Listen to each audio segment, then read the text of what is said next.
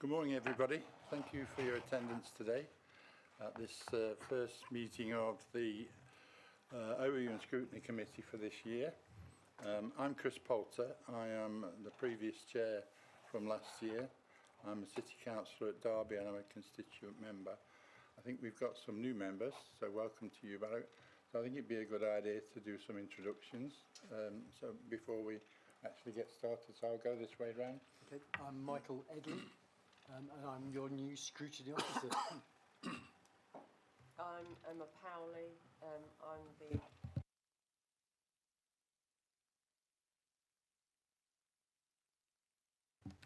Good morning, I'm Richard Williams. I'm Executive Director of Resources for EMCCA. Good morning, everyone. I'm Charlotte Hill and I'm a County Councillor at Derbyshire. Good morning, my name's Cathy Mason and I'm from Nottingham County Council. Good morning, everyone. It's good to be back again. My name's Sam Gardner. I'm a councillor on Nottingham City Council. Good morning as well. I'm Kevin Gillett. I'm from North East Derbyshire, representing the districts and boroughs in Derbyshire. Good morning, Councillor Jonathan Wheeler from Nottinghamshire County Council. Morning, I'm Claire Mortby. I'm the Head of Transport Strategy at EMCCA. Morning, my name's Peter Mann. I'm the Interim Director of Transport at EMCCA. Right, good. As I say, welcome to everybody. Good practice on using the microphones. We all did pretty well then, I think, didn't we? So yeah, that was no problem. I'm going to just go through the first couple of items on the agenda. And starting with number one, which is apologies. Michael, do we have apologies for today's meeting? Yeah, Councillor Repton, Councillor Abbott and Councillor Power. And there's no substitute members in their connection? Oh, and Councillor Brennan. Right, of course. Yeah. Okay. So, you've all seen the agenda and the papers for today. Can I ask if there are any declarations of interest on the content of the meeting today? I'll take that as a no. Good. So then we need to approve or look at the minutes from the previous meeting, which was held on the 23rd of January. I was certainly present. Are we okay to agree those minutes as a true record of the meeting? Seconded by Councillor Gardner. Thank you. So item 4 is public participation, and as usual, members of the public have the opportunity to put questions to us as a committee. They get notice of when to submit their questions, and that was by Thursday the 10th. I don't believe we've received any questions, and we don't have any public present, but if that opportunity has been afforded to them, so that's good. Right, so the next item is item 5, and that is the appointment of the chair and vice chair for this municipal year. And I think I need to hand over to Emma for that process. Thank you. The process, as it currently is that the Overview and Scrutiny Committee need to appoint a chair from its membership, and it must be a constituent council. It also needs to be an appropriate person, which means not of the same political party as the mayor. So that unfortunately excludes Councillor Gardner. I don't know if we have any proposers for a chair. I'd like to propose Councillor Poulter as chairman. Does anybody want to second that? Second? I'm happy to second that. Okay. Is that agreed?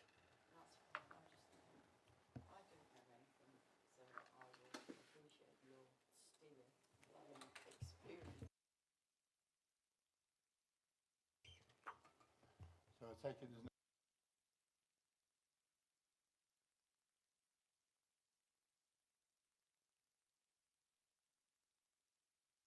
there's your position, both of you, in terms of your the freshness of your involvement in certainly in scrutiny, but as councillors as well, I think. But you'll soon get the hang of it, hopefully, and you hopefully get some benefit from it. So We then need to look at a deputy or a deputy chair, vice chair, if you like, and I'd like to propose Councillor Wheeler, if that's okay. Is there a seconder? Formally second, Chair. Good. If there are no other nominations, then congratulations, John. I hope. So, good. Well, let's get that out of the way, and that was easier than last time, wasn't it? Certainly. We can move on from there. So,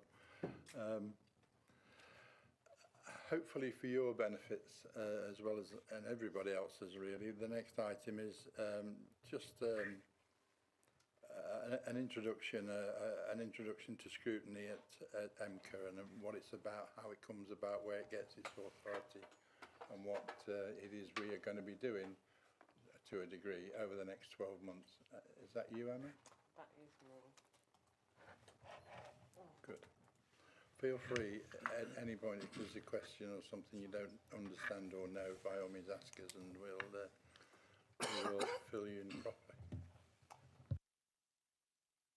Thank you. So I'm not sure how best to do this because I know that obviously there's people who've been here for the last year, so they're quite well acquainted with it. I don't know whether or not it'd be worth me quickly going through the slides and then offering a session sort of maybe offline where we can just have a bit more of a question and answer session, if that would be helpful for you. You know, if you would find that helpful, let me know, and we can do that either today or we can do it on Teams at some point, where you're obviously free to ask questions. So just as a quick overview,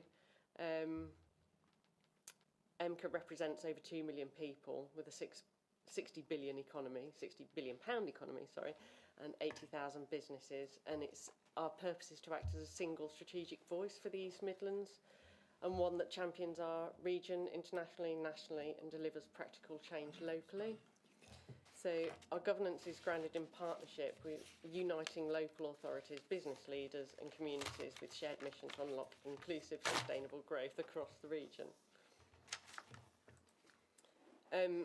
So we are responsible for a number of things, but some of the most sort of important ones that we are responsible for is driving economic growth and job creation in the region. So instead of just thinking about it very locally, it's the whole region. It's Derbyshire, Nottinghamshire, not just Nottingham and Derby, but the whole region. So the Scrutiny Committee are looking at things in a much bigger sort of section. So instead of thinking about your specific area, we're thinking about the whole region. We're looking at improving transport and connectivity, and we're going to have a presentation from Peter, who will update us about transport. Boosting skills and lifelong learning, accelerating net zero and clean energy, supporting new homes and placemaking, and securing investment. So, what is overview and scrutiny? So your role is to hold the decision makers to account. You're also there to act as a sort of check and balance, and also as a critical friend. It's not so much about chasing people and trying to make them accountable for every decision, but it's about scrutinising the important decisions, the big decisions, to make sure that they are being done well and that decision making is being done robustly. So the overview and scrutiny within a mayoral combined authority directly holds the elected mayor to account for their mayoral priorities, also as their role as a chair of the board, and it's there to sort of provide an open and transparent forum, and we're trying to have influence so that it can make evidence-based recommendations to the mayor, to the board, or to portfolio leads as well. So I'm not sure if any of you are on scrutiny committees in your local authority, but this slide is particularly, I will share the slides afterwards, by the way, but this one is quite important in that it differentiates between local authority scrutiny and that of a combined authority. So obviously the quorum rules, as we've seen today, are quite low. So we have a quorum of 2/3 of members must be present at meetings. We're looking at things on, and like I said previously, we're looking at things on a regional scale. So we're not just looking at sort of specific communities. We're looking at the much bigger picture. So the governance framework brings together leadership from across the East Midlands to steer strategic decisions, unlock investment and deliver tangible improvements for communities. The Combined Authority Board, we've got a board on Monday, and that is consists of the Mayor, 2 Derby City representatives, 2 Derbyshire, 2 Nottingham and 2 Nottinghamshire. And then we have the 2 Derbyshire non-constituent representatives and the 2 Nottinghamshire non-constituent representatives who don't have a vote, but they're involved in the conversations and in the discussions, so that they're still inputting even though they're not voting, but everything is pretty much done on consensus anyway. So this is the current structure. As you can see, we've got 2 new. We've got a Green Growth Advisory Board, which is new. That was agreed at the last meeting on the 16th of June, and a Housing and Land Committee as well. So these are 2 new areas. So the Overview and Scrutiny Committee, as I alluded to in the previous election of the chair, membership consists of an appropriate person as chair. There must be a constituent councillor and cannot be from the same political party as the mayor.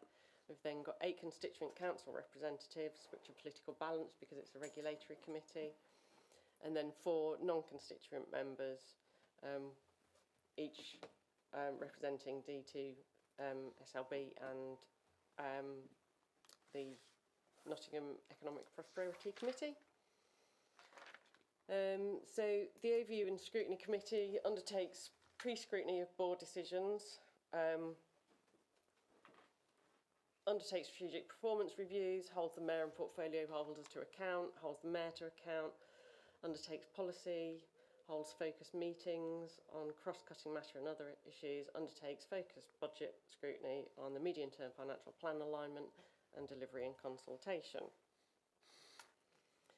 So in terms of last year, I think it's fairly safe to say that it was very much about establishing ourselves as a committee and as an organisation. So there was a lot of things, you know, that we weren't able to do because it was very much in its infancy. It's very difficult to scrutinise things that weren't ready to be scrutinised. But we're hoping that we're going to be able to build upon that.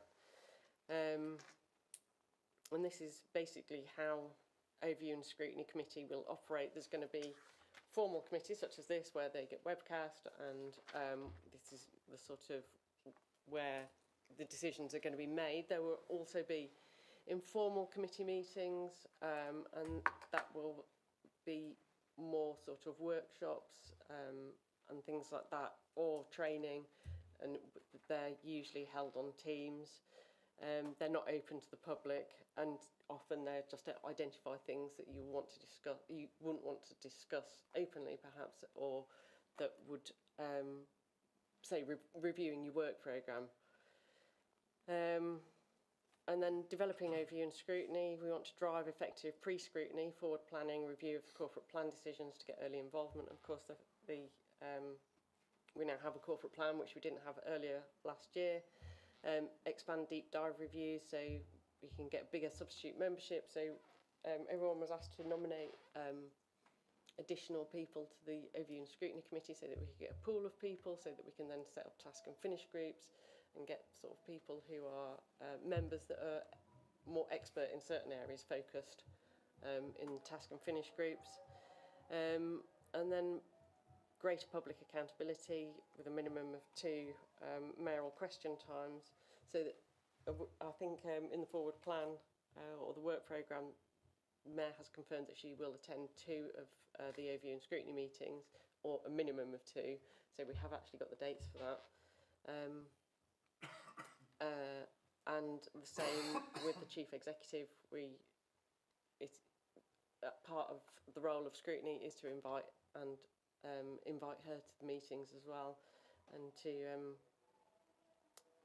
scrutinise the decisions that are being made by the authority. I'm just going to say this is, again, these are slides that I'll share after the meeting. So as I said, 2024-25 was the first year of operation of EMCCA. So we had the election of the first regional mayor, we established technical officer groups and processes, created an interim programme, Project Lifestyle, and we were doing a sort of, and getting the constitution together, pulling that together, and the focus of the overview and scrutiny function was on establishing the arrangements, onboarding membership with the combined authority and mayoral functions, and developing interim pre-scrutiny arrangements. As I've said, the ONS function didn't really get out of second gear, but I think our focus this year, and with the help of Michael as well, is to sort of really ramp up what it's doing, and really drive the sort of significant enhancement across the function in 2025-26.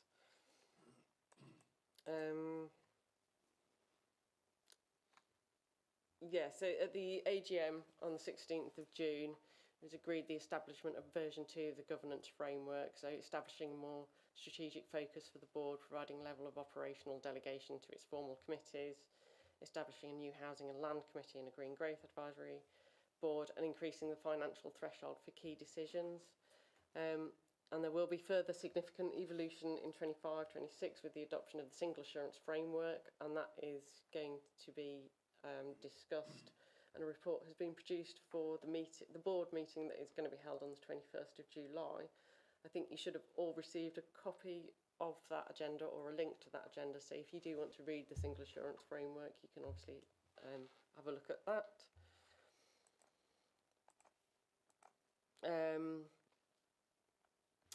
So the following enhancements that are going to be delivered next year, or this year and next year, is recruitment of a statutory scrutiny officer, which has now been done. That's Michael. So there'll be a focus on delivering effective pre-scrutiny. I think it's fairly safe to say we didn't do a huge amount of that last year. Self-evaluation, I think we've undertaken some self-evaluation in that a questionnaire was sent out to members last year.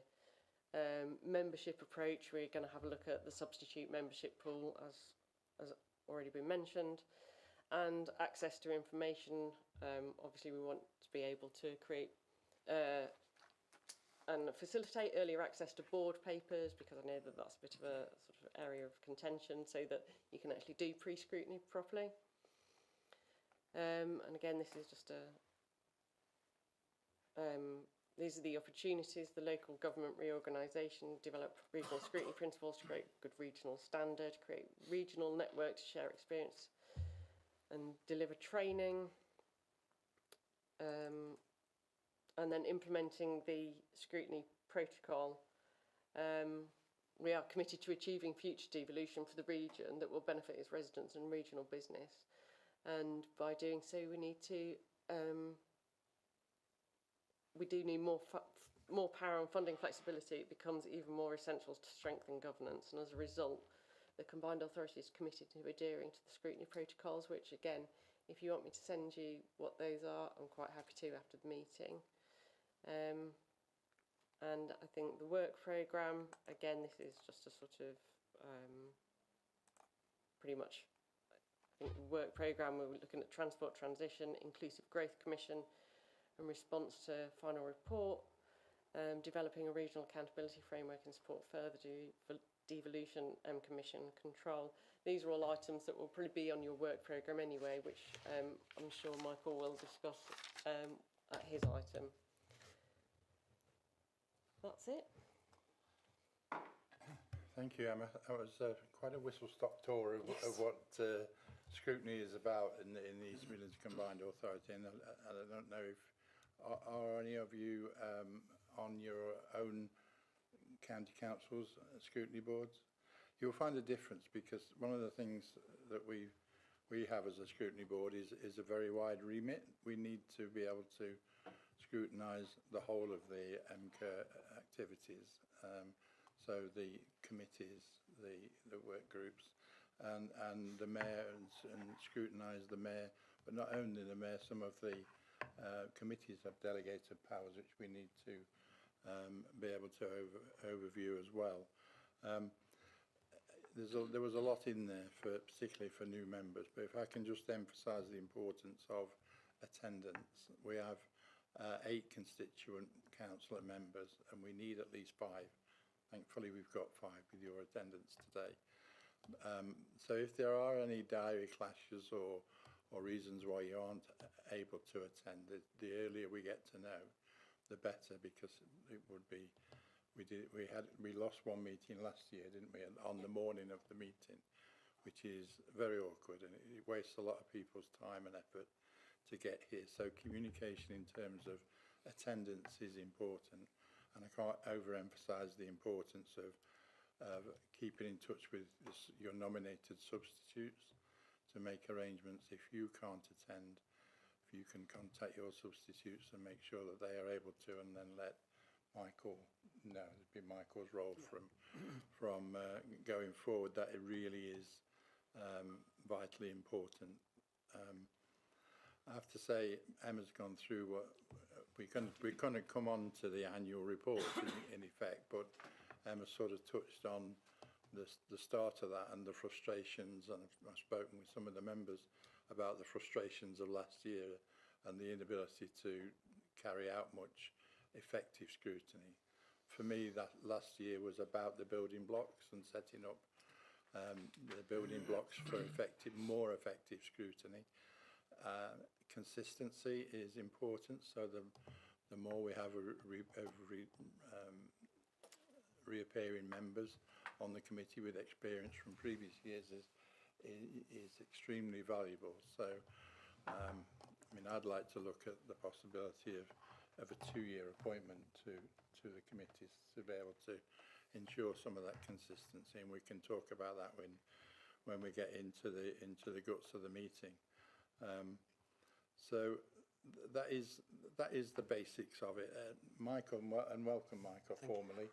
Emma was pulled to 1 or 2 places last year in various directions, but thankfully we've got Michael, who is able to focus on overview and scrutiny and elements of the governance, and he'll be contactable. Any issues, any thoughts, any questions. Michael's more than happy to receive those, and we'll have and be able to provide the answers that you need. So, any questions on that very brief welcome to EMCCA, if you like, Scrutiny at EMCCA? Kathy, yeah? Sorry, yeah. Just on nominating, if you couldn't get, you were sick, do we get to choose our own standing, if you like? Emma will answer the question, but I understand there have been nominated substitutes already. Yeah, you should have a nominated substitute, or I'll talk to you afterwards and let you know who yours is, if that helps. Yes, because whilst they are nominated substitutes, unless somebody tells them, then they're going to be needed, or what it's about, or something about the scrutiny, then they're unlikely to attend, and might cause us difficulties in terms of being quorate and things. So, yeah, by all means, find out who your nominated substitute is and keep them up to speed. Any other comments, questions? Okay, yes, actually. Just for the benefit of any members of the public that might be watching, we need to take a short break now, probably for about 15 minutes, whilst one of the members makes a phone call and goes into an urgent meeting. So we'll be stopping the transmission now, but back in around 15 minutes' time, and hopefully be able to rejoin us. So, thank you.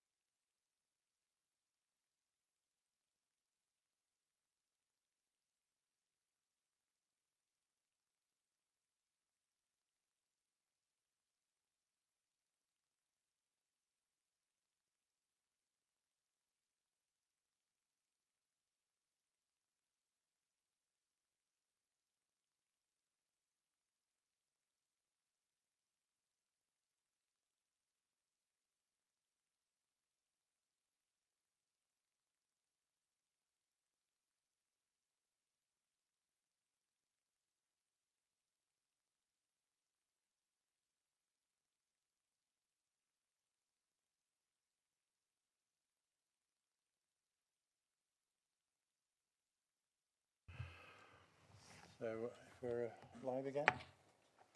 Okay, welcome back to this meeting of the Overview and Scrutiny Board of the East Midlands Combined Authority.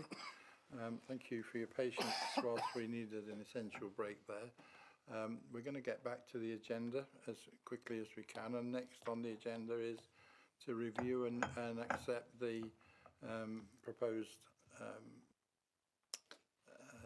plan from last year, or report from last year, the annual report on the work of last year.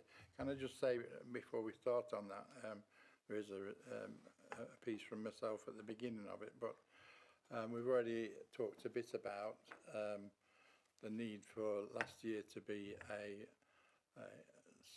arranging a firm foundation for scrutiny going forwards. There were a lot of frustrations in there. It's described in the report as not really getting out of second gear. Well, it's my intention to get into third, fourth and overdrive at some point as soon as possible. But there were understandable difficulties last year.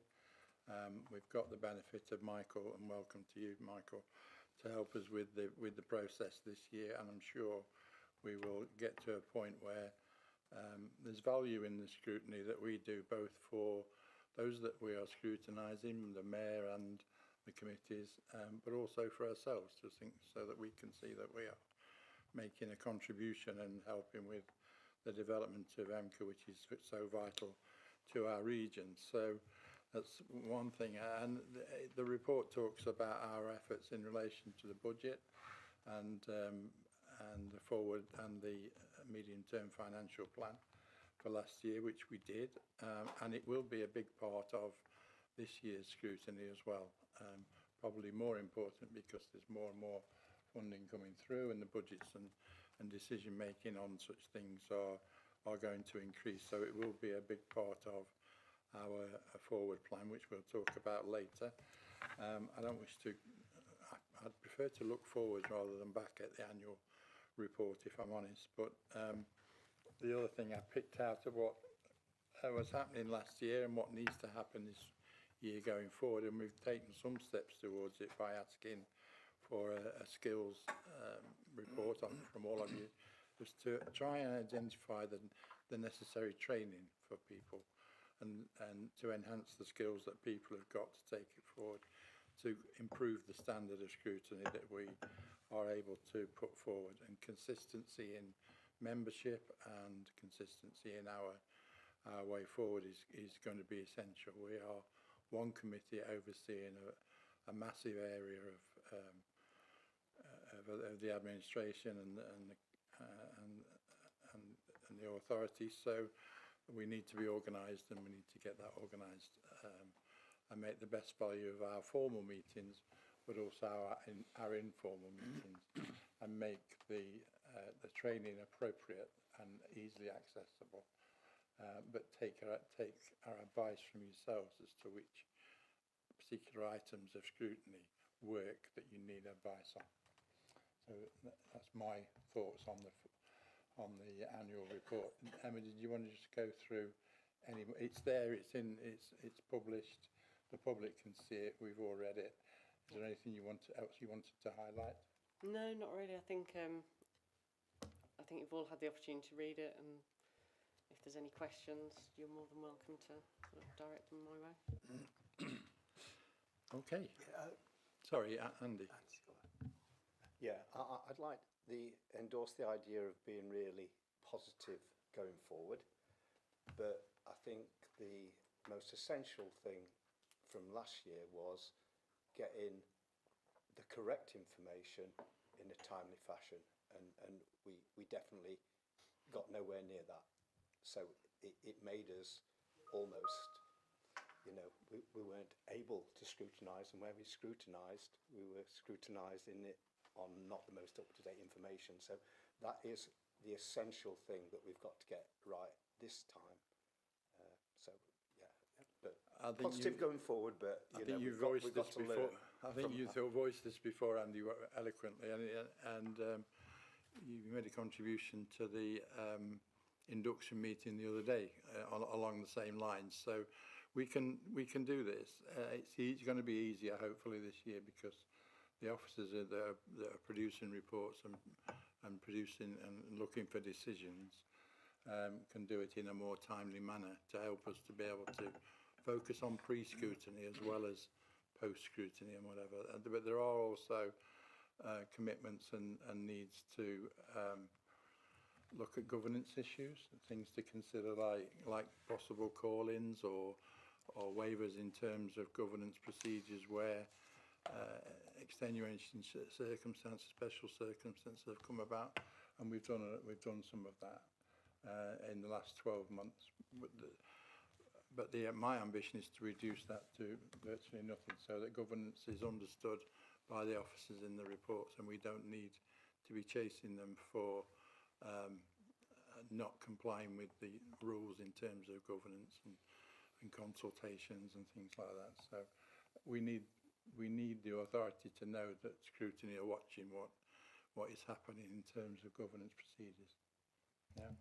Yeah, if I could just say as well, I do appreciate your frustrations, and it has, you know, the first year had its difficulties. But I think, you know, going forward, I think we have made, you know, positive steps in that we have managed to appoint a statutory scrutiny officer who will be dedicated to, you know, working primarily on scrutiny and audit and just everything regulatory, and the appointment of the permanent executive directors as well, which I think will also add value to the organisation in terms of continuity and things.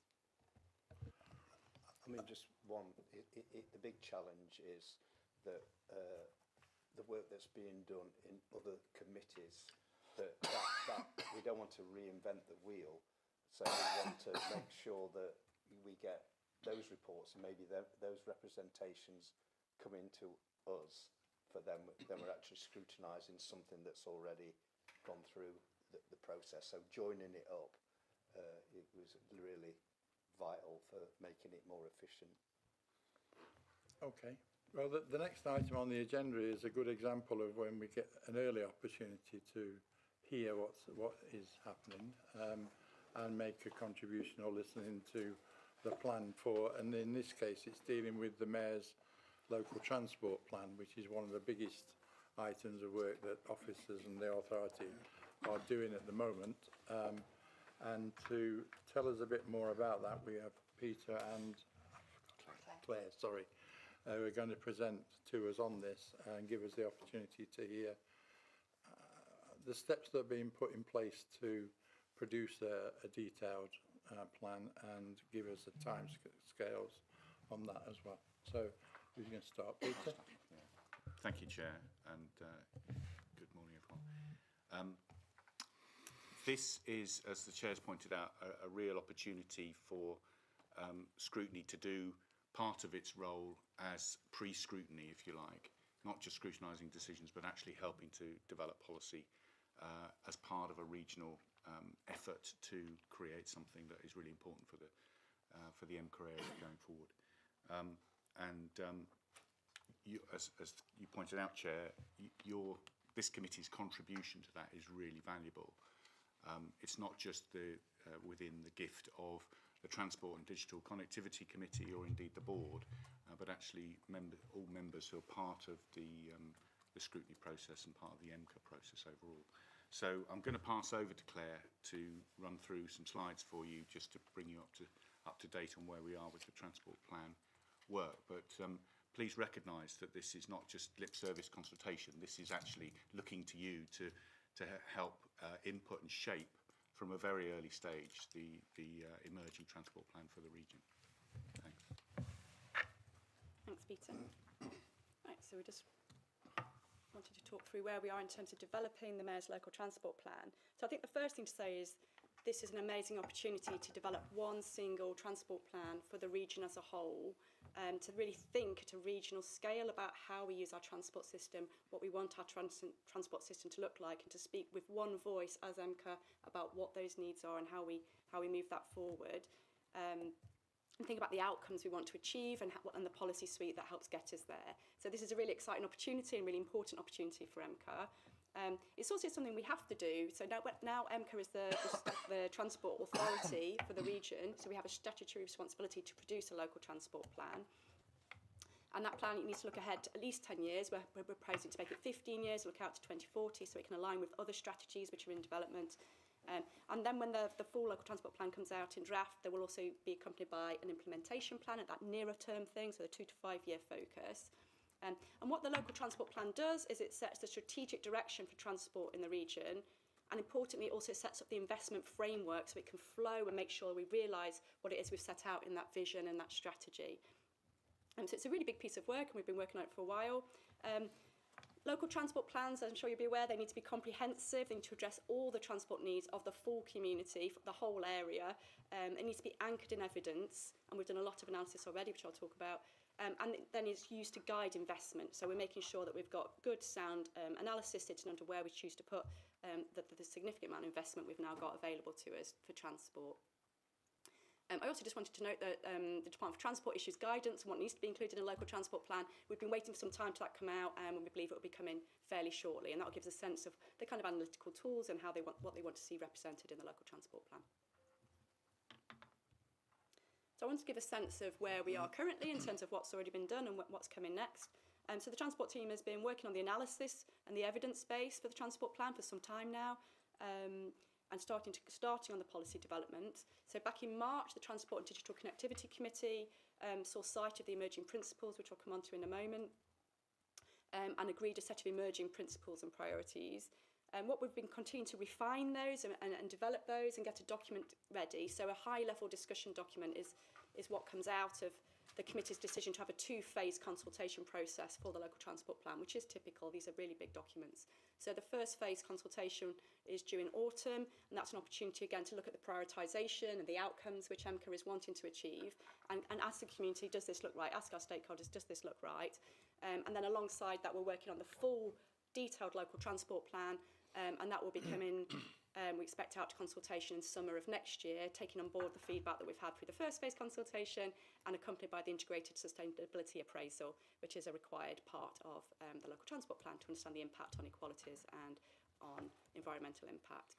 And then the hope is that with all of that in place, we should have an approved and adopted full local transport plan by winter of 2026. So this slide is a very busy slide, and I'm not going to be able to read it even with my glasses on, but I want to give a sense of this is what was agreed, and these are the emerging principles and priorities and policies agreed by the Transport and Digital Connectivity Committee back in March. So I won't read all of this out, but I'll just give you a sense of the vision statement, the emerging vision statement which was agreed, was around an integrated sustainable transport network that supports our inclusive growth objectives, delivers improved travel choices, better connects communities, creates greater economic opportunities, including cross-boundary links, which will encourage investment across our diverse urban and rural landscapes. It's quite a long vision, but it's a really comprehensive vision of what we want transport to do for our region. And then within that, the committee agreed to these 4 kind of themed areas, goal areas, so increasing modal choice, creating better connected communities, greater economic opportunity, and protecting our environment.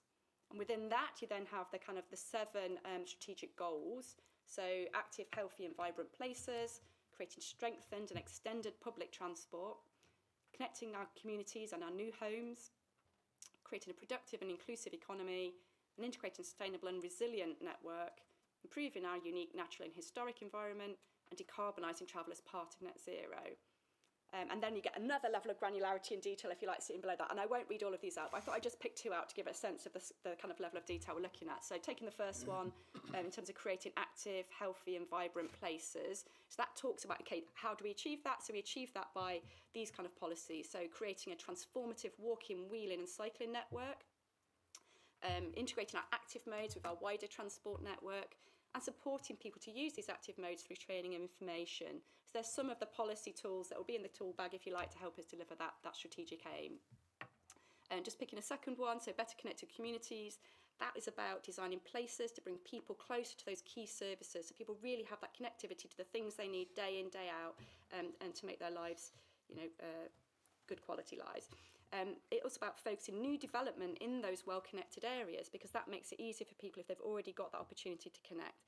It's about enhancing our public spaces and our public realm. It's about increasing shared services, transport services. That talks about car clubs, bike hire, those kind of shared transport services. And it's about connecting our communities by active and sustainable modes. So I won't read all of that out, it's been in the slides that have come round, but it gives you a sense of the level of detail that the committee agreed for this emerging policies, and we continue to refine those as we build on the local transport plan document. So in terms of what's happening next, so we're developing this high-level discussion document as part of our phase 1 consultation. It's a requirement of local transport plans that we engage with communities and also with some key stakeholders that are listed there. And as I say, the committee agreed to this 2-stage approach. So we have the first level approach in autumn and then the second follow-up phase with a detailed plan in summer next year. And our view is that, transport affects all of us, so it's really important we find ways to hear the thoughts of all of our communities as well as our professional stakeholders, and we're currently developing an engagement plan to help us to achieve that. And that was the end of the summary. Thank you. Can you just go back on your slides to the beginning, and I'll just pick out 1 or 2 bits from that. Okay, so the local mayor's local transport plan is, as I say, one of the biggest pieces of work that we've got, and one of the biggest lump of funding that we've got is going to be coming, and potentially even bigger when we can work out the single assurance framework, of course, and get into that. How much are we talking that's available for these? Because when you describe that plan and what can be done with it, it's a lot of work. How much money is there to do that? So I can make a start on that, and Peter might want to refine it. So the Transport for City Regions funding, which is the funding that was announced quite recently, that gives £2 billion to EMCCA between now and 2032, so for the next 7 years. There's other funding on top of that. For example, the Active Travel England funding sits on top of that. And I think potentially some of the BSIP funding, that's to be determined, isn't it? So I'll let Peter answer that. So it's a step change in the level of funding, but also that multi-year approach to funding is something we've not had for a while. Right. So I guess you will know that Derby and Nottingham had some Transforming Cities funding previously, and we're seeing and have seen the benefits of that in terms of road improvements, cycle footways, this, that and the other, and even in some parks. But when you add in maintenance and are there major schemes involved in this funding? Is that funding going to cover the A46 improvements and the A38 funding, etc.? So that's short answer to the A46 is no, because that's separately funded. Right. Because that's funded from a government roads programme pot. That's what I wanted to hear. And so that is separately funded. Does the 2 billion, if you like, include major schemes? Yes, it absolutely does, where we believe that it's warranted. And of course, the 2 billion, as Claire's pointed out, goes to 2032. We would expect further allocations of transport for city regions. Yep. Get it right? Cities and regions? Transport. No, city regions. This is new terminology that's just come out of the Department for Transport, so I'm trying to get my head around it. We would expect similar allocations going forward for the next sort of 5-year blocks. That seems to be the pattern that has emerged. But of course, we are in discussions with the government around integrated settlement. I don't know whether Richard's able to comment on that, but in terms of the discussions that we're having. But the integrated settlement principle would combine transport funding with other funding for combined authority areas, and give greater flexibility for how that funding is used by mayoral combined authorities. So just for clarity, the A46 is separate government funding, and the A38 works? The A38 works, I think, are separate as well because they're trunk road funding. So there's a number of components to the National Roads Programme. One is the Strategic Road Network, which includes A46 and A38. And then there's something called Major Road Network, which includes things like the, just trying to think now, the A614, A6097 corridor in Nottinghamshire. And then there's a pot called the Large Local Majors Programme. And the only scheme in that is currently the Chesterfield-Staveley regeneration route. And we're yet to hear what the government's decision is on those major road and large local major schemes. But that is separate funding from the funding that forms part of the 2 billion. But the 2 billion does include highway maintenance. It includes a roll-up of annual highway maintenance funding that the authorities, the highway authorities, our 4 constituent authorities have received over the last few years. It also includes integrated transport block, which is a relatively minor pot of funding that each of the authorities has received over the last few years, but again rolled up over that 5. In fact, it's 6 years because we're including 26, 27 in that calculation. So the funding is quite significant. Most of it, I should say, is capital funding. That means we can build stuff with it. It doesn't mean we can use it to run bus services. And that's where the pinch is, because a lot of the demand, inevitably, is around bus services and around fares and ticketing, much of which can't be delivered through the 2 billion, which is capital funding. So we need to be smart about how we utilise that capital funding in the future, potentially to unlock revenue, which we can then put into new services and fare incentives and things like that, which might benefit people more directly on a day-to-day basis. And I guess that was an example I was going to give in what I've seen in terms of what has been developing through the BSIP funding and through the Connecting Cities funding. There have been ongoing improvements to bus services and to ticketing and to covering areas with insufficient coverage from public transport and subsidies in some cases to trial new routes. And things. Yeah, I mean, we are expecting what is called BSIP funding, Bus Service Improvement Plan funding, from the revenue side. The capital side of that will be absorbed into our TCR, our Transport for City Regions funding in the future. But we're expecting the revenue side of that BSIP, which will be called Bus Grant, I believe, to continue into the future. Richard, can I ask Richard to come in on some of the issues in integrated settlement and something else, if you've got insight on that, please? No. So Thank you. Yeah, it's going to be called Bus Grant. Oh gosh, yes. So yes, it is going to be called Bus Grant rather than Bus Service Improvement Grant. We obviously await details for next year. We have the allocation for this year. Just in terms of integrated settlement, because it's probably worth an airing, because it is a reflection of where we are in our journey of development as a combined authority. So the difference between essentially the current cocktail of funding that we receive as a relatively new combined authority and an integrated settlement is that essentially we get different pots of money, both capital to build things with and revenue for day-to-day expenditure and provisions. So in revenue, for example, we'll be distributing lots of money to colleges and other education providers on the skills agenda. On the capital, we'll be building stuff, as indicated by Peter.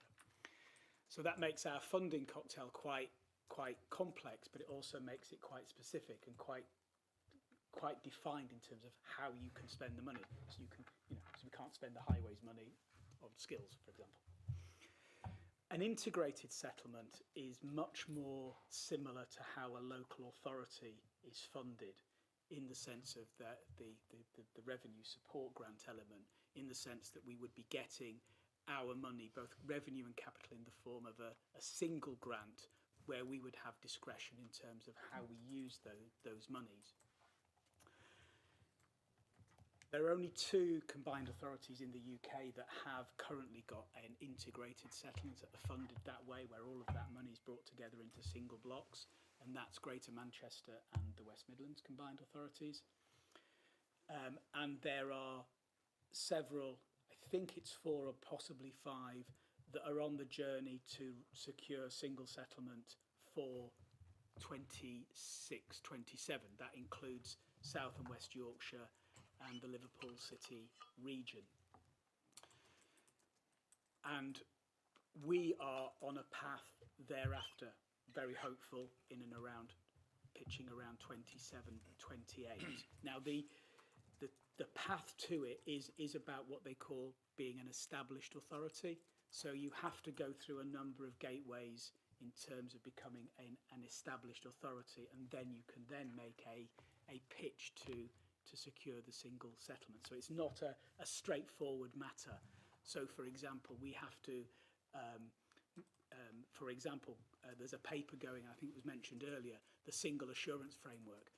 We have to agree and adopt such a framework to approve all the business cases that are needed to approve expenditure, because of course the government will want to have assurance that if we have discretion on how we spend the money, that we've done it in a proper business case manner. So those are some of the steps and gateways that we're looking to move towards single settlement. Any questions for Richard? Yes. Yeah. So you mentioned a cocktail of funding, and even in this description there, that was quite a cocktail. So what would be really helpful, I think, is if there was some kind of framework diagram that named all the different fundings, timelines. So what we're obviously trying to achieve is any proposals that we put forward, that they add value or whatever in relation to what else is coming. There was no mention of rail as well. So I was a little bit confused about, because it's not my area, the investment in the city transport, is that in or out of this? The highway maintenance would definitely be really good to see some figures that accounted for that, because there's been different government announcements around highway maintenance and additional funding for that. Because obviously what we would kind of want to know is what is the end kind of sum left for these aspirational projects that we're going to come up with, and rail is quite important, and then light rail within cities again, they're big ticket items. So we're almost looking for an at a glance list of funding or a way of understanding what funding there is and where it's aimed for and the restrictions. So just in response to that, I think you'll in due course, when we report to the Transport and Digital Connectivity Committee in September, we'll be bringing a report on the funding position, which will break down the funding as it's been currently allocated, in terms of making some assumptions about what that 2 billion is comprised of. What it won't necessarily do at this stage, because we're going through a process to define it more clearly, and that will be explained a bit more in the report in September, is to determine what proportion of that 2 billion is allocated to what types of measures, whether it's maintenance, whether it's local transport improvements, whether it's major schemes, and what categories within that, such as road safety or active travel or bus infrastructure, for example. So there's a number of different categories, and we're not quite there at the moment in terms of where we think that funding allocation might be. We do need to firm up on a bit more on the 26-27 financial year, because a lot of the funding that we receive, the capital funding, is passported through to the constituent highway authorities, because a lot of the hard infrastructure will be built by the highway authorities, and therefore we need to make sure that that funding allocation is in the system, if you like, and accepted and built into the capital programmes that the constituent authorities will be delivering in 26-27. So we need to inform that, whilst also looking forward at 27-28 and beyond, to how that funding might broadly be allocated. And some of that will then lead into delivering, if you like, the aspirations that are captured within the Mayor's Transport Plan. Okay, Kevin, you've got a question? It's first of all a comment and then perhaps a question. If the communities I represent are anything to go by, and certainly the council that I sit on, this is going to be one of the key issues. It will make the biggest immediate impact on those communities. And there are challenges with being in a combined county authority that perhaps don't exist for some of the more metropolitan ones. And it relates to a conversation we had during the break. And part of it is some of the weaknesses in the structural, in the funding streams. We can have the best capital infrastructure in the area, but you just can't have a bus, for example. So I think this is one of those topics that will be key to us as a committee over the next 12 months and in the longer term, to make sure that we deliver for all the different communities that exist within Derbyshire, not including the two cities, because they are very, very different and their needs are very different. So that's just a general comment. In terms of a question, I think it's more perhaps to Claire and Peter.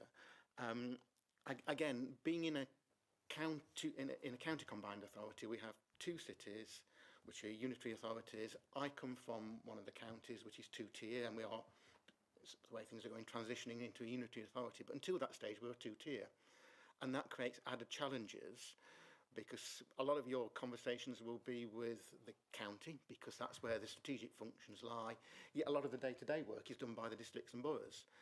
And so I was pleased to see that part of the stakeholder engagement is to engage the districts and boroughs, because they are doing work now with timescales that are tomorrow, not in 2 or 3 years' time, to get work delivered. And therefore, I'd encourage that to happen, and to happen as quickly as possible, even if it's only making contact with the key people in buildings like this, so that they can put faces to names and start to build up those relationships, so that as things happen, they know who to come and talk to if they need to, as well as talking to the county, so that when we do transition in 3 years' time into a unitary authority, those relationships are already there. So I don't know if you want to comment further on what you have planned, but I'd certainly welcome the fact that you are doing that, and encourage you to do it as quickly as possible. Claire? Yeah, thank you. The intention is definitely to make sure that we're engaging with all of our communities. So we're currently developing that engagement programme, so I don't have something I can share today, but that's very much a live piece of work that we're doing right now. And the bit perhaps I didn't pull out from this slide really is the importance of making sure that our local transport plan resonates for our particular places and our particular people, because I do recognise what you've said, that we're not a typical metro kind of area. We do have this different polycentric nature of towns and villages that we want to connect to each other as well as into the big cities. So it's a different kind of need, it's a different kind of ask, and we want to work hard to make sure that our plan reflects the nuances of that and the different needs of different parts of our area and our community. So that's very much in our sights, and yeah, we will be developing our engagement programme and keep you cited on that. That engagement plan is going to be vital, isn't it? And as I see there's a list. We saw a list of people and partners that we're already engaging with, and I do know that there's a lot of work going with the constituent highways authorities to transition.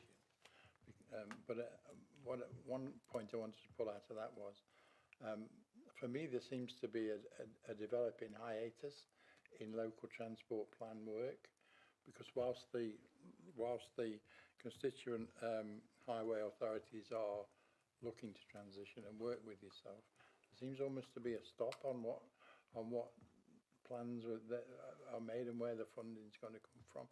You mentioned that the funding for 26-27 is going to have to be brought down quite quickly. What I don't want to happen is, whilst the plan is made, there's a stop on the development and stuff that needs to be done.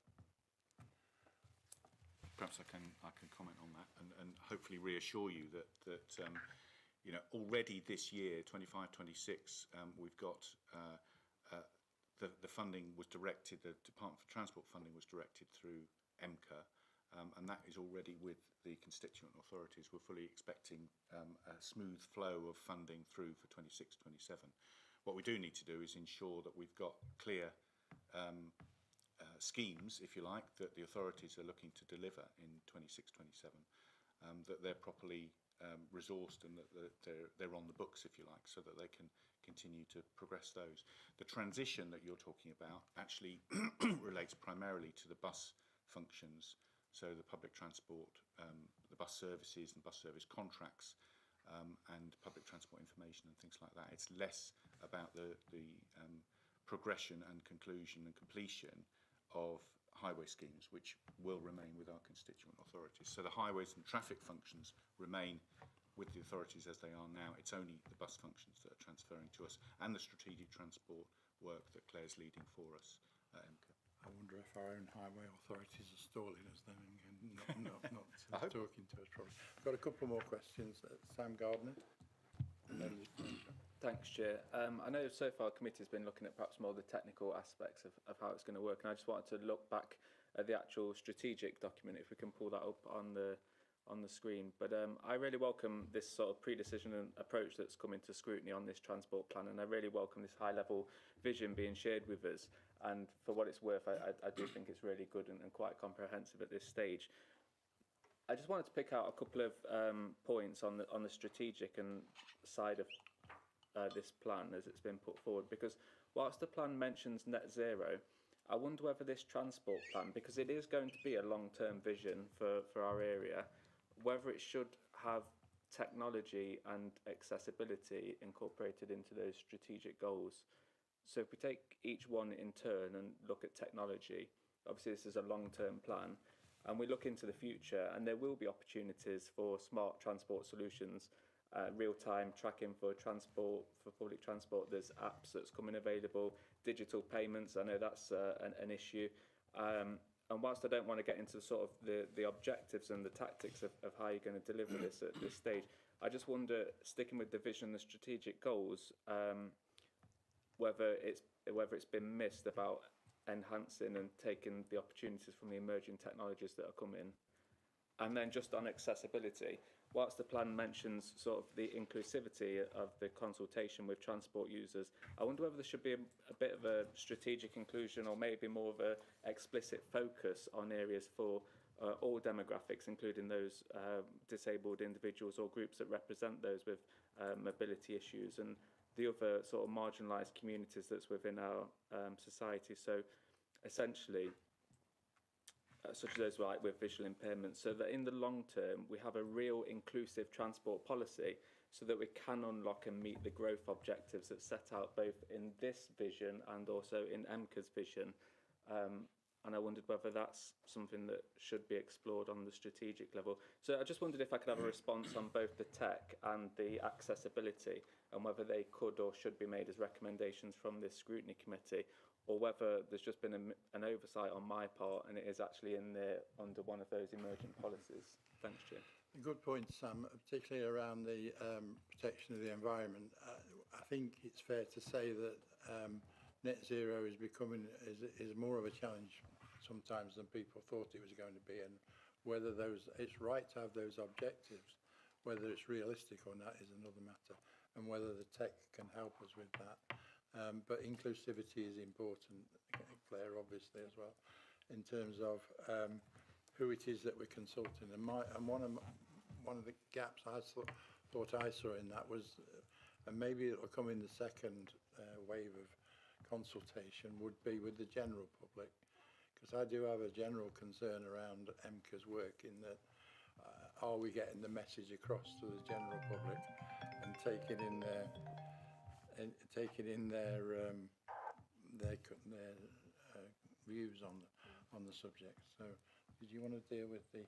I think Claire can deal with both. I'll start with them, and if you want to add to it. Yeah, thank you for your questions. I think I tend to actually agree with you. I think the strategic goals that are on here are kind of the outcomes we're trying to achieve, and I think perhaps technology and smart things, that's an enabler, it's a means of doing it. And I think there's another tier of granularity that sits below what's shown on this slide that went to the March committee, which does pull out some of that, and the work that we're doing behind the scenes that you won't have seen absolutely does focus on that smart technology and how we can employ that. So I completely agree, and I think it's a good point. I think it would make sense to make, I don't know what the format is, to make some kind of recommendation that we do make sure we bring it out, and the next stage makes sense to me, because we've got some best practice across the combined county authority, particularly Nottingham's doing some really exciting stuff. I'm working in collaboration with Derby City as well.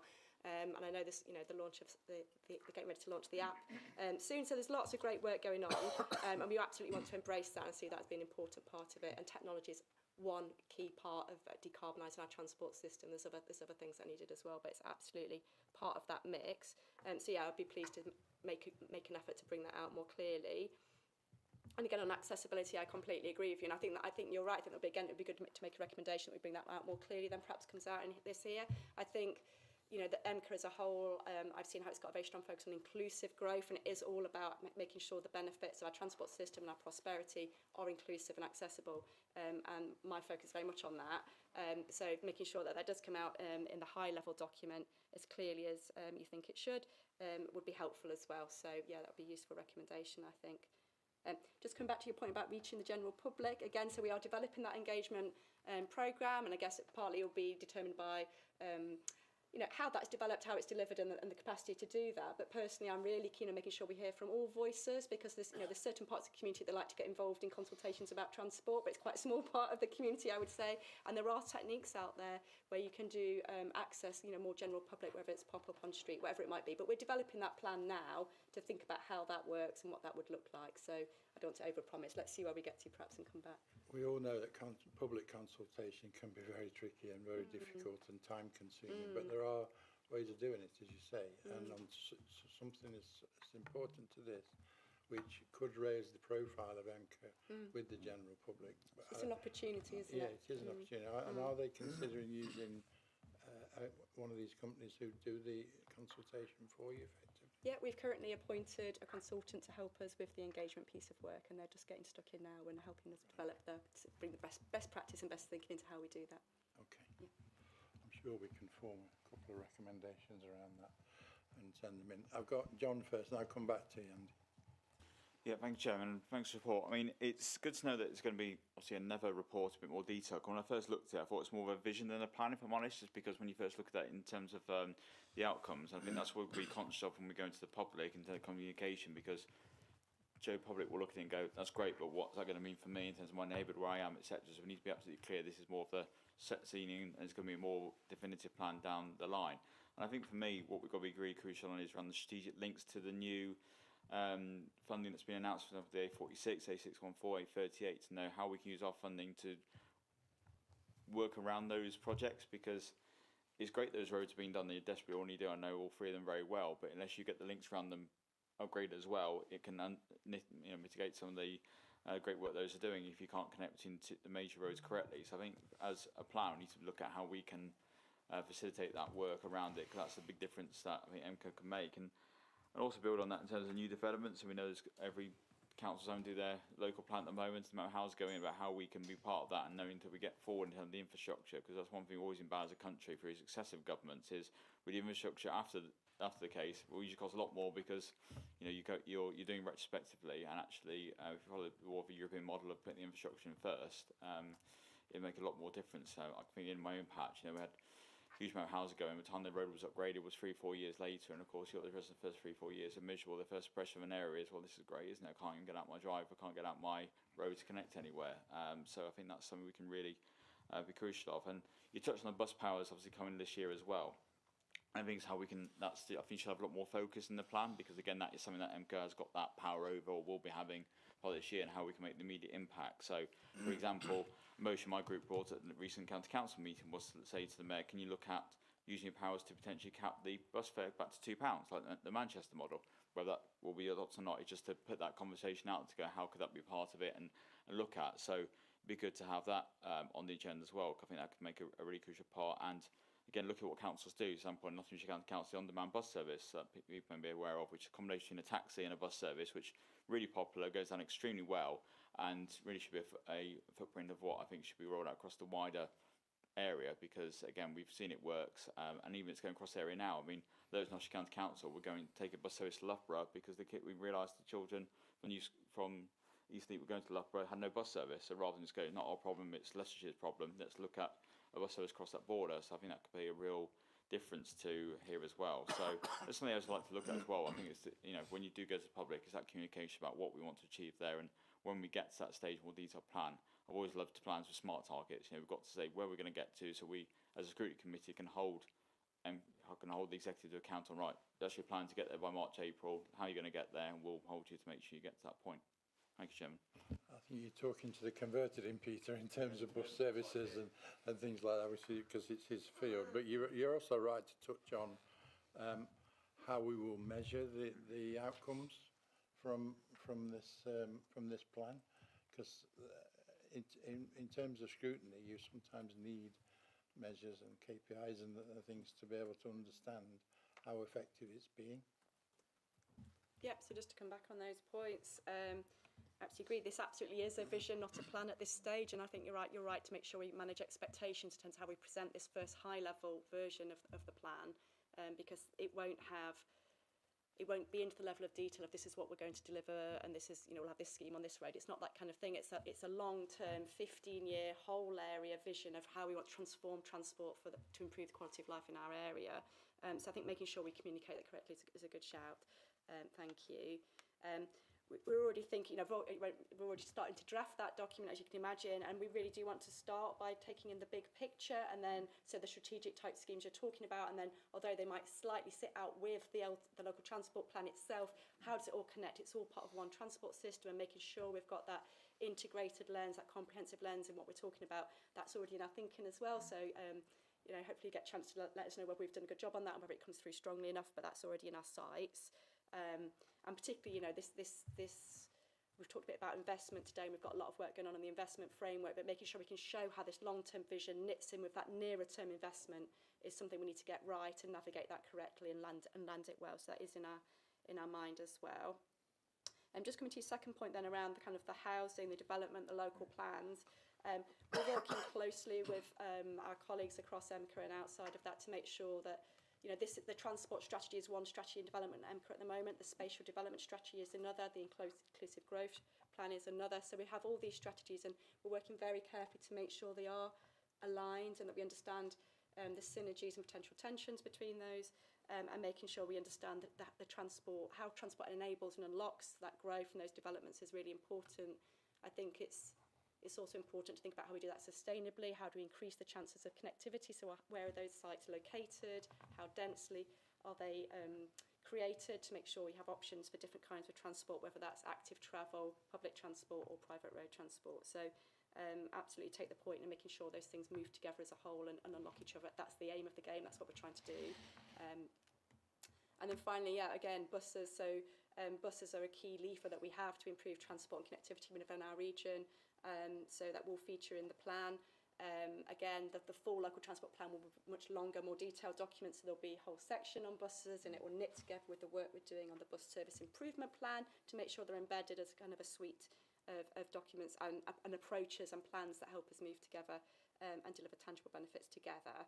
And that will look at aspects like we talked about, demand responsive transport and those buses, thinking about cross-border traffic and cross-border transport as part of the analysis we're already doing. That's the big opportunity of having this regional wide transport plan, allows us to look differently, but then of course look at our neighbours beyond. You're all going to have a boundary wherever you put it, and thinking about the journeys that we make that go across that. So they're conversations we're starting to have, and absolutely setting out what we want to achieve in that part is what we want to do. So any kind of scrutiny of that would be helpful to see if we've landed that properly.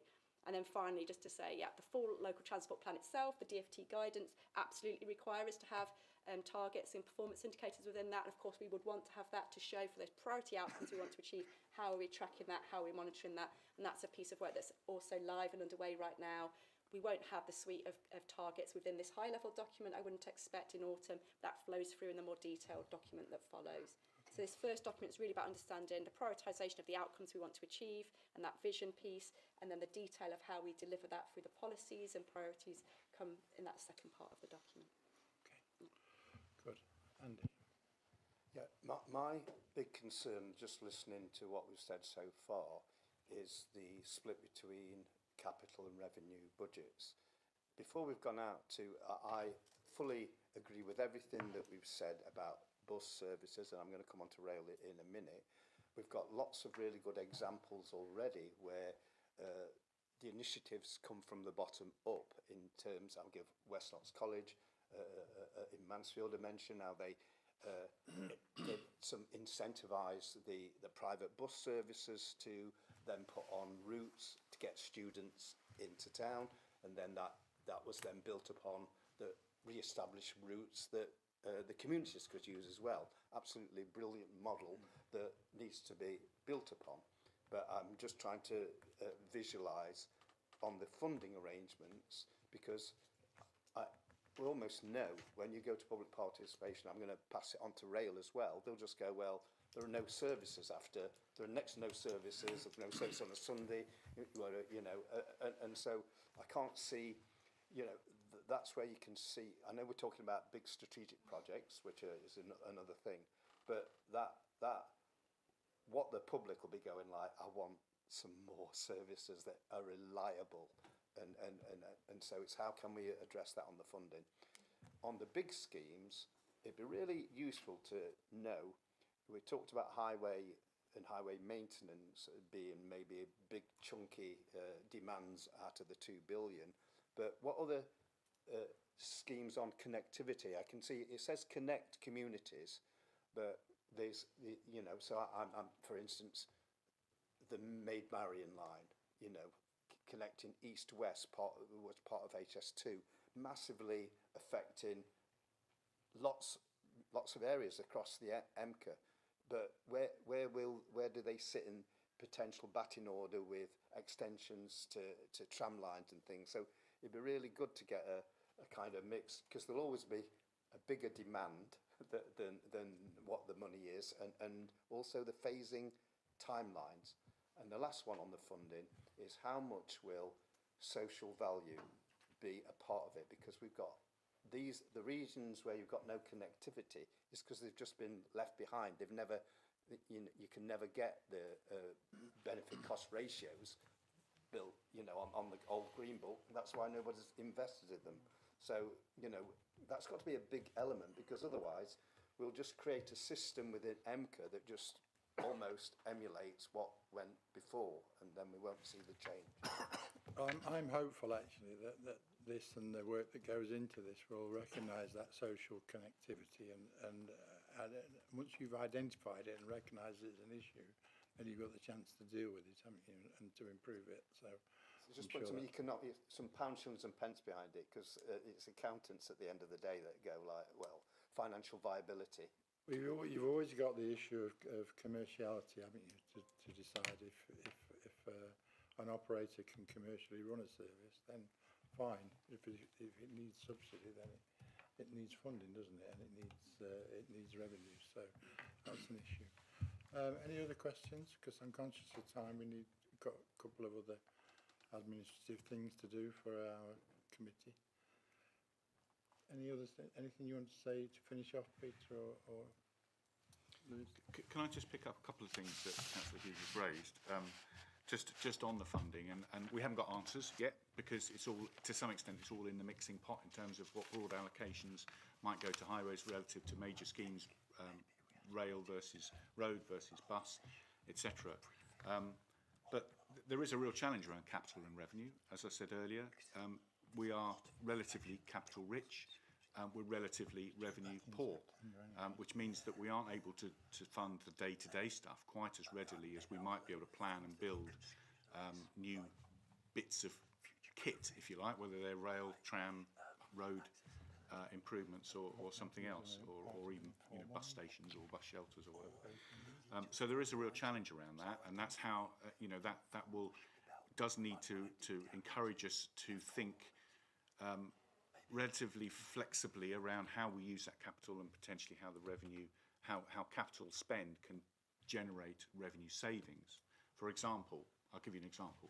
If there's a bus service that's currently held up because of a junction layout that's wrong, or there's traffic congestion, if there's a capital investment that can be injected to improve that route so the bus runs more smoothly, more effectively, it can potentially reduce the operating costs. That would potentially reduce the revenue demands on that route, if that route is, for example, a supported service. So that then releases revenue which potentially we can reutilise elsewhere. So that's an example. There's probably hundreds of those around the region, and we're engaging with our bus operators and our constituent authorities to try and identify those. So there may well be a raft or a chunk of funding from that 2 billion that we want to put towards that sort of scheme in order to release or potentially release revenue, or to reduce the pressure on revenue, so that potentially can be recycled. So it's a whole system approach to tackling some of our biggest challenges. But there's certainly some really good examples. And you mentioned West Notts College. It's an award-winning scheme, the West Notts College scheme. It's a collaborative scheme with Stagecoach, with the County Council, and obviously with the college. And it's something that we want to use as an exemplar and scale up and roll out across the wider region, because there are similar examples that need to be delivered. And collaborative working as part of what we're doing through the enhanced partnership model, which is the model of the relationship between the authority and our bus operators, is something that we want to scale up and improve across the region. So there's some examples there. I don't know whether, Claire, you wanted to say anything about social value or anything else that Councillor Hughes raised. I suppose it's an interesting challenge, isn't it? So I think our investment all still has to meet the Green Book guidelines, so we will still have that criteria. But it feels to me that the focus of EMCCA is very much about that inclusive growth and looking at those communities that have been left behind, and how do we make sure we all move forward, and that's partly what the Inclusive Growth Commission is looking at, and then how does our transport strategy enable that and support that is in our sight. So yes, I think that's what we're trying to achieve is what I would say, but it'll be interesting to see how that comes through and how we make real that commitment. Okay, I understand. Richard, do you want to make a... Yeah, just to build on what Claire said about the kind of social value and assessing the business cases. So one of the things that the Chancellor did announce earlier in the year was a review of the Green Book, because there's a number of issues being raised of a similar nature that you've raised, Councillor. In fact, the top one in the list of things raised was I'm not going to say the inability, well, I will say the inability, or sometimes the challenge of taking place-based decisions within that Green Book context. And what government have come back with, and of course the devil will be in the detail, which we haven't seen yet, is that there will be a liberalisation of the interpretation to allow much more place-based decision-making around, particularly around transport and other initiatives that will make the passing of the Green Book test, if I put it like that, a little easier for those type of place-based initiatives. Okay. I think I'm conscious of time. It's been very useful. Thank you for your presentation and things. Hopefully there's some issues been raised and some ideas that's been put your way. Michael and I have made some notes about some of the issues that have been raised, and maybe there's a possibility of a desire to dig deeper into aspects of that. So a deeper dive into, say, bus services or whatever, or rail services, whatever. But we can decide that at a later stage and have you back, because you'll be back in this year or next year. Yes, we said in autumn, we said once we'd launched the consultation, we'd be back.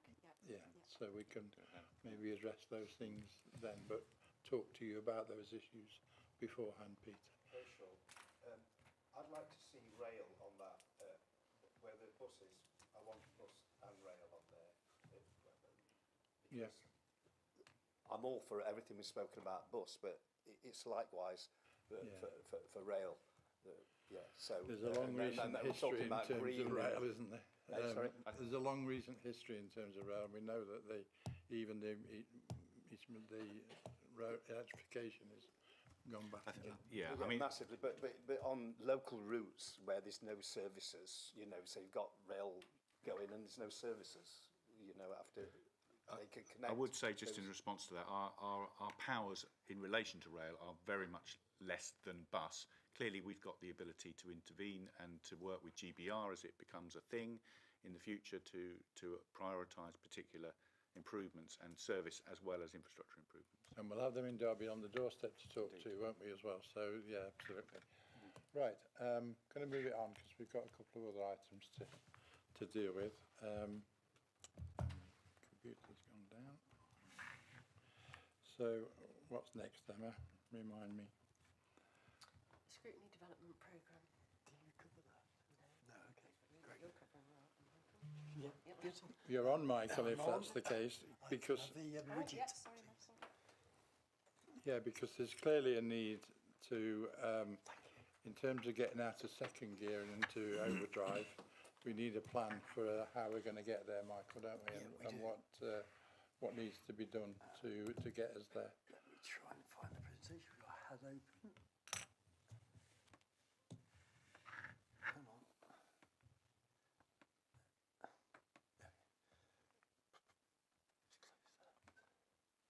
Just bear with me, sorry, I was... Okay, there we go.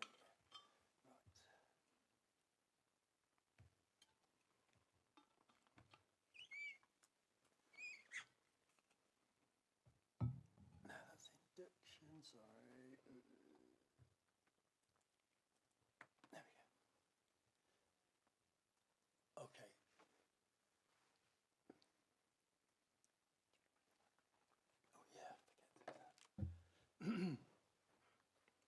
Okay, I'll just enlarge on that. Slideshow. Go on.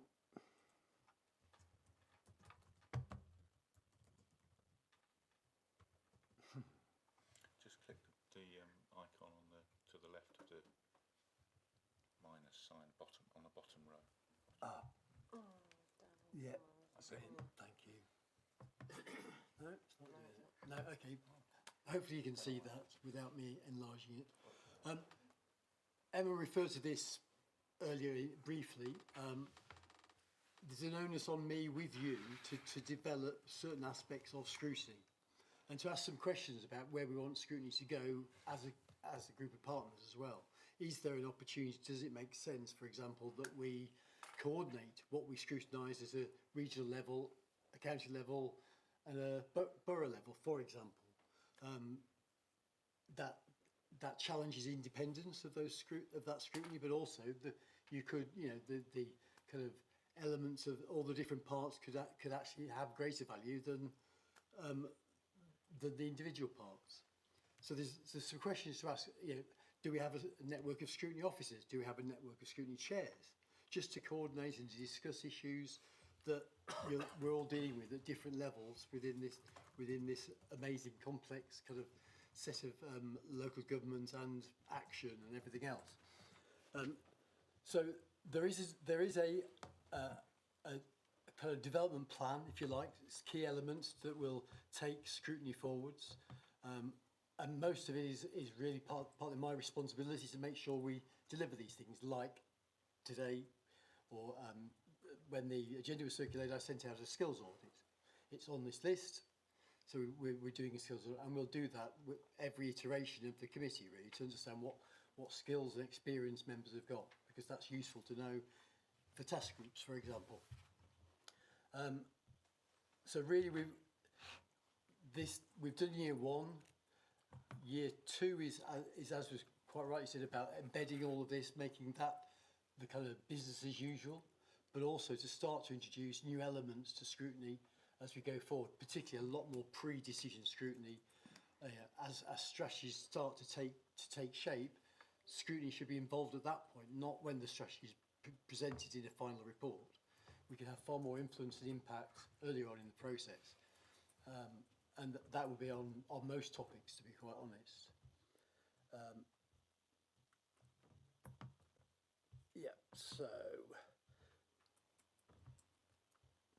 So I think becoming more strategic as a committee. I think my sense is that last year it was mainly officer-driven agendas, and I think it'd be quite right that you generate your forward plan, because you're the people that have an ear to the ground out there in the communities. So we should reflect what are the issues for our residents in terms of what EMCCA are doing. I suspect it may well be transport at the moment, but we shouldn't assume that. And you will know that certainly better than I would do, but better than we would do at a regional area. Part of the problem last year, Michael, was that we didn't have a EMCCA forward plan to work from. I mean, that's starting to get much more populated and therefore becoming much more useful. Absolutely. And it will give us opportunity when we get a chance to sit down and plan our forward plan. Yes. And the areas that we wish to scrutinise. Because the overall difficulty is, of course, that we are one committee and there are 5 committees now and 3 advisory groups, which we should be looking at in terms of scrutiny, because important decisions are being devolved down from the mayor to some of these committees, and important decisions being made. So it's a massive piece of work to think that we could, and in fact it's an impossibility to think that we can scrutinise all the work of EMCCA, but we need to identify which ones to do and how to do it. So absolutely, and there's so much going on at the moment, particularly because we knew, and there's lots of strategies starting to emerge and beginning to be developed. We can't possibly do everything, so it's about cherry picking where we believe we can have the most impact, have the most influence, and that are probably the most significant out there in terms of the people you represent, really. They're probably the three top criteria. But when we talk about the forward plan, I'll come on to how, and I'll propose about how I think we could do that together, really. I'm just conscious, Michael, we've got one of the members is going to have to leave by 1:15, so Okay, we need to crack on with it. Does anyone have any questions around this development? Yeah. So I just one point you made earlier about getting input from other councils about what is scrutiny. So I know from Bristol Borough Council and Nottingham County Council I sit on, they do an annual scrutiny report. The Borough Council one's going tonight, in fact, and County Council was only a couple of months ago. So maybe it's just worth contacting the officers from each of those authorities, asking those reports for then you to review to see what the correlation is. For example, the Borough Council, there might not be that much that would be relevant because of the difference in powers, maybe around the housing side, but the county, I imagine, would be a bit more. So perhaps then for you to look through and then. And it's kind of mapping that really and understanding where there is some overlap or where there's an opportunity to kind of cooperate or You make me think, Michael, as the chair of EMCCA's scrutiny board, there is a group which I sit on, which is a national chairs of scrutinies for combined authorities, which is very useful because it does touch on various subjects which, particularly when you're building like we are very relevant. I'm wondering if we could maybe repeat that with scrutiny chairs from around the East Midlands, combined authority. Absolutely. Maybe a couple of times a year meet with the chairs of the scrutiny and look for guidance from them as to where scrutiny might be useful. We could set that up. And an officer network would also help as well, not least for just therapy. Yeah, I think we could get some value out of meeting with other scrutiny chairs and comparing the notes on what's necessary. Andy, did you want to come in quickly? Yeah, I just want to say that districts would be really important for local plan and housing for a start. Huge issues that then feed into transport. Okay. Right, sorry. That's okay. So I think really have a read of what's planned for the development of scrutiny, which is the processes and procedures of the way we work, really, not the actual work. We'll come on to that next. And if anybody's any questions, just give me a bell or email me, and I'm happy to chat about it, really.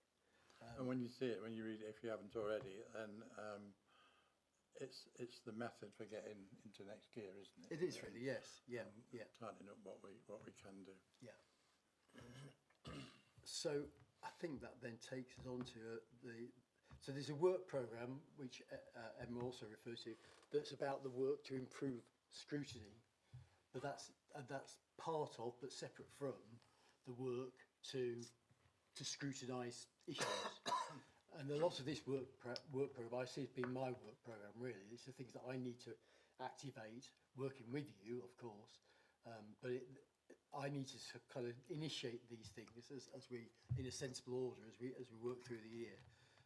But the forward plan in terms of what you want to scrutinise, that should come from you. And that's what I'd like to move on to, really. Yeah, by all means. Yeah. So, any more questions on that? Yeah, we are pushing for time, so I'll crack on.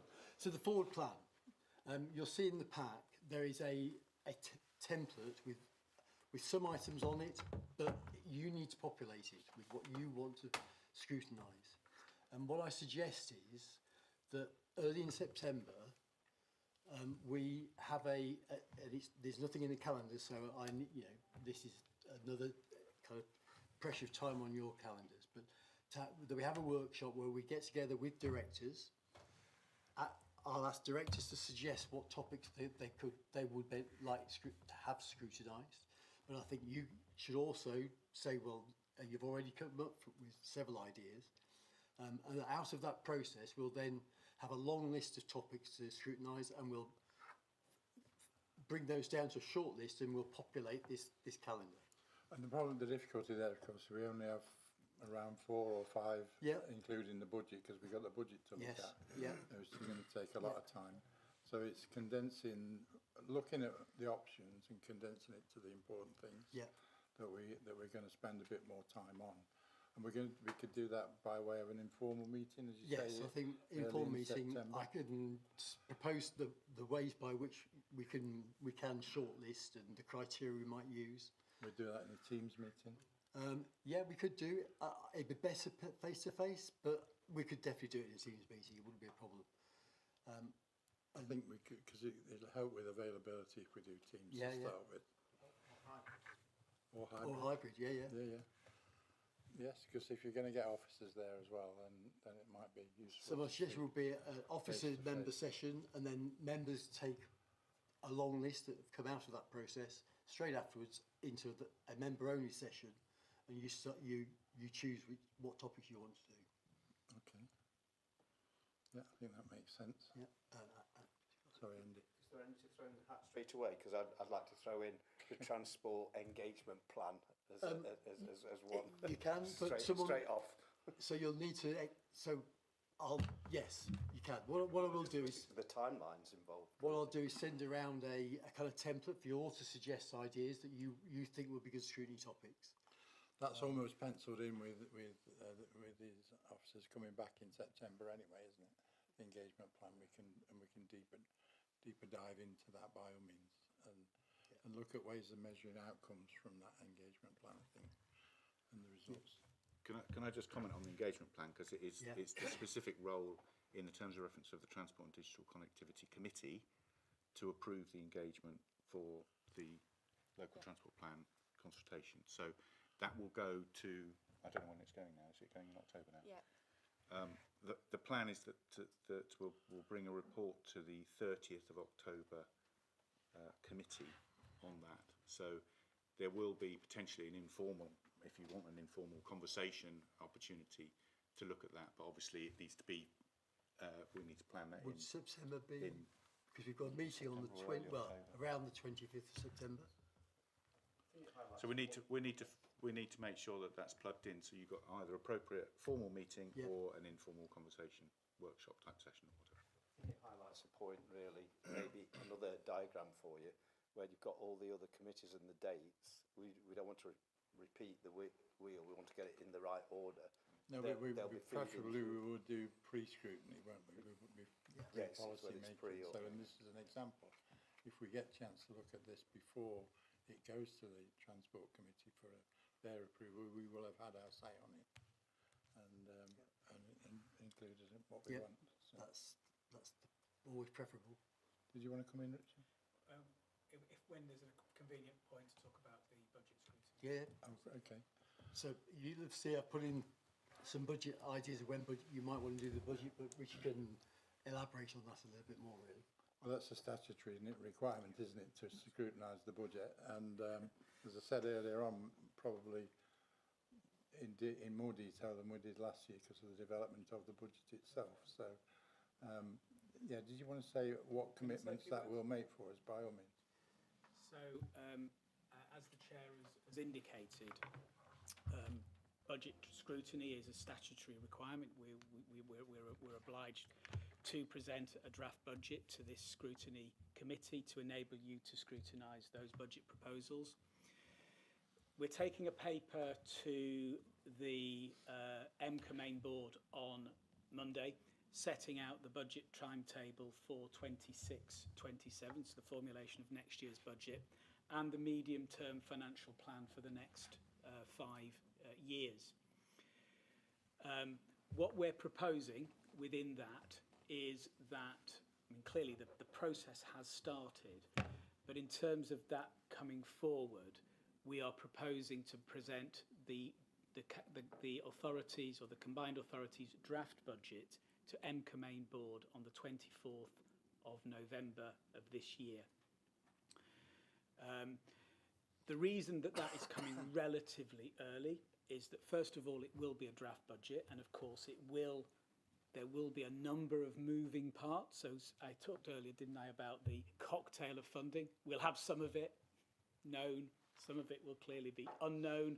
So it will be very much a draft budget, but we think that's probably the best budget for you to scrutinise, because there is then very limited time, once we've done the public consultation, to present then the final budget at the end of January. And again, we have to do that, or want to do that, before your authority set their budgets, because there may be implications, things like the transport levy, that have an implication on your budget setting. So that's why EMCCA needs to run slightly ahead of constituent authorities.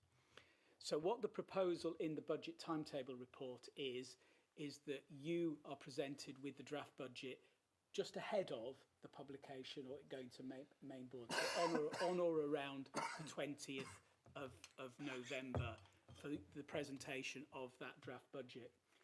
We'll also, if you wish, and possibly through an informal or possibly through a workshop, to do some additional deep dives into aspects of the budget during the period between draft and final, if that makes sense. So that's our proposal to you in terms of budget scrutiny in the next few months. So we definitely need to build that into our work programme. Indeed, and, yes. And see what that entails. And I suspect there will be aspects, there will be particular funding streams that there would be value in a deep dive to look at. So, and if I could stress to colleagues that, you know, this would be both the revenue and the capital budget, so it would be both parts of the budget. Yeah. Good. The other, sorry, go on, Sam. Chair, sorry, just to be clear, are we saying that we'll just have before scrutiny sort of like the draft one in September, and are you saying that we won't get the final budget come before scrutiny? That is open. It's just whether we can timetable that, but we will be running quite tight towards the end in terms of the final budget being required to be signed off by on or around the 26th. That'll be quite close to some of the funding settlements. So that's why I'm suggesting it might be better to do some of the deep dives and some of the more detailed scrutiny on the draft budget rather than the final. Yeah, I'll pick it up after, I guess, but maybe a different approach. We'll discuss it later. Yeah, I suspect you're thinking of looking. We need to see the final draft budget before it goes. That would be entirely possible. Yeah. How much time we get to actually work on it, but we've had the opportunity to work on aspects of it beforehand, haven't we? That's what I'm trying to suggest. And that you the biggest opportunity to influence is earlier in the process than later. Once you've got the final draft, okay. There's hardly any opportunity to change really. Okay. I think it's more like a before and after check. You do all the influence early, but then if the end thing doesn't look like any of the things you've influenced, you know. Absolutely. Okay. So the reports and suggestions on the work, how we build the work programme, they include the introduction of, the word is new to me, rapporteurs, and that really, for me, that's an extension of what I would like to see developed, is because the breadth of issues is so big, and we are limited number of members of the scrutiny board. I think it might be a useful idea to break down some of the aspects of that, to ask you to take extra interest in, extra responsibility to monitor what's happening in particular fields, to be able to field back into the board. So, for example, it might be, Sam, you've just got yourself a job in terms of the budget situation. I might ask you to look at the budget scrutiny in particular and aspects of that to help to guide the rest of us in terms of how that goes, and then somebody in relation to transport or business or built environment, whatever, we need to identify, break down the fields in which we've got to look at and ask individual members of the scrutiny board to specialise, if you like, in terms of, and that can be any of the members of the board, Kevin. So if you think about what it is that you might want to focus on and come back to that at the next meeting, that would be useful. Then we can then do some preparation in terms of really guiding you through those particular aspects of the budget. Sorry, I should have put particular aspects of the budget. Is that all right, Michael? That's great. You can do that? No, it's excellent. It'll help me because I can single point of contact, and then if there are issues, we can take them out to bring them back to the full committee. So. Okay, I mean there'll be aspects obviously of the work, setting the work programme and looking at the authorities forward plan that John and I will probably do in conjunction with yourself in a Teams meeting. Yeah. And to guide that. So it's all about communication really, and involving you all in different aspects of it to guide us to look a bit deeper. Anything else you wanted to bring out? Yes, just you'll see in the forward plan that I've also got slots for training.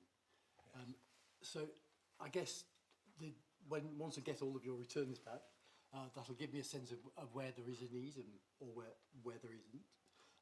But could you give me a kind of indication of when it might be good to do training? Let's say, now some of it could be online, absolutely, but some of it might need to be face-to-face, or, you know, I tend to like to do action learning where you actually have a go at doing something rather than just talk about it. Well, that can be part of an informal It could be part of informal, yeah. I was worried that we did that last year, didn't we, Emma? Yeah. I suppose I'm just worried that you've got a lot of stuff on your plate this year, and that the meetings, the formal and informals might not be quite enough to include the training, but I take your steer. Practicing scrutiny in my area is that we tend to try to do it online a lot, and do it early evening or sort of 5 till 7, something like that. So it's not too late, but it gives everybody opportunity if they're working in the day to get to that sort of meeting. How does that figure with yourself? Depends on people's personal commitments, doesn't it? Whether daytime or early evening is practicable. Kevin, you're smiling sort of behind there. Is it? Your thoughts on that? Well, you can't come up with a date, can you? Like this week, I've had meetings, early evening meetings every night. Right. I cover 5 parishes, so I'll go to 5 parish council meetings every month. So that's 5 nights every month gone, and I'm not pleading special circumstances. We're all in whatever you come up with. Some of us it won't. Okay. Yeah. There will be clashes, won't there? Obviously, but if we identify what the training is that we need to do, then people can dip in or out of the training as in accordance with their needs. What sort of training are we looking at? So at the moment, in terms of the forms you've just been filling in, and I know there's some more to come, there seems to be a kind of desire that we do some training on how to make good recommendations. I think that's really important. So the mechanism for that is important. How we get the message across, because we struggled with that a bit last year, didn't we? We've got an item on the agenda for the main board now, haven't we? For standing items for scrutiny matters. So it's not easy to make a recommendation that will actually kind of have an impact, really. In a way, we've made recommendations to the officers here today, haven't we? That you'll take away with you, and hopefully help with the format. But yes, the formal fixing of recommendations under our scrutiny needs to be sorted. Yeah. So there's that. There's the whole what makes a good scrutiny topic, and how do we prioritise and evaluate them, and so that we can shortlist. That's not easy to do, and I can do something on that. Well, one of the difficulties is to focus on strategic, because we can all bring personal issues from our own wards even to look at and to try and scrutinise, but we as a scrutiny board here, we need to focus on the bigger picture, the structure. And that's part of the criteria, really. Yeah. You know, does it meet this issue or that issue? Yeah. Down to where's the evidence? Because scrutiny should be evidence-based, and if we can't get the evidence, then it's harder to do. Yeah. Things like that. What else have I got? Just have a quick look. Data. Everyone seems to want to get into some of the where can you find data both about your local regions. I don't know if I'm assuming you have data training in your home base, but if not, that's fine. Right up to the region and then national, so you can do benchmarking. How do you do that? What are the risks in using data? How, we all know the line about statistics and lies, but how do you make sure those lies aren't? You can eradicate some of that kind of twisting of data. So I can do something on that as well. And that reminds me of an interesting point, because I was involved with the West Midlands Combined Authority, and they have a data producing machine. I forget what's it called. An observatory? Yes, that's right, and it's run by the university. Right. And they are directed by the combined authority as to which data and what Yep. stats and what information they want, and this observatory can produce it to evidence what the issues are that Yep. West Midlands are dealing with. So maybe we could look at how that was developed. And presumably, in time, central government will expect some kind of data returns in terms of those outcomes that we've been talking about. And it should fit with what some of the universities, or at least one of the universities, would want to be involved in. Yeah. Yeah. Get a student onto it. Yeah. But it's Yeah. it's a massive machine in the West Midlands. It's big business. So I'd say those three are top of the list in terms of the returns so far, but please, those that haven't, it'll only take you about 10, 15 minutes. Am I right? Those that did it, they've already done it. It doesn't take long. Yes, my guess it was a little easier, but yes, it is important if we can get in, because it will dictate. It's a start of a team, then we training can have a more structured conversation about what you need and what's better done online and what's better done in a room together, that kind of thing. Good. Anything else on the subject? Emma, anything from you? No. Richard, anything to add? You seem to be nodding with agreement in the way of doing some of those things, and we'll talk about ourselves about any other things we need to do in relation to scrutinising the budget, which will be a big part of our work. So we just call it. John has to go. Unless there's anything else, I'm going to call the meeting to a close. Thank everybody for their contributions. But then we need to sort the dates, don't we? So the next informal meeting, the next formal meeting, and a meeting in relation to populating our own work programme. Yes. I'll probably tomorrow or Monday I'll send you all an email to find some dates for all those things. I understand we've got to change the date of the November meeting and try and find a date in early September for our forward planning. Yeah.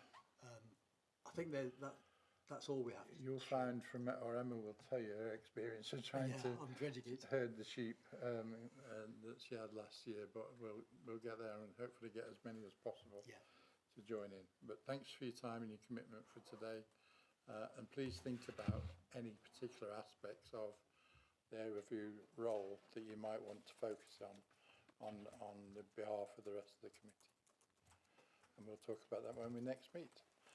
Thank you very much. Thank you for our support. I think we can close the meeting. Thank you.